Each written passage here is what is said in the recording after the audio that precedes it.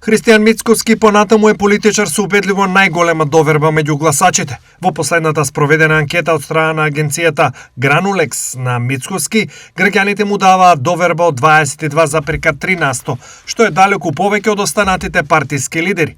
Така далеку втор зад него е Али Ахмети со 9, Венко Филипче со 6,4, Димитар Апасиев со 6,3, Максим Димитриевски со 5,1%, Изет Мичити со 3,5%, Билал Касами 2,8, Африн Гаши со 2,3, Гордана Силјановска Давкова 2,1, Стево Пендаровски 1,3 и Никола Груевски со 1,1% поддршка. Што на Христијан Мицковски му ја носи големата доверба и во најновото истражување. Несомнено, неговиот грб основно се пензионерите и неколкуте линеарни пензиски покачувања. Економскиот раст и стабилизирањето на цените во поголема мера од сите останати покрај нас.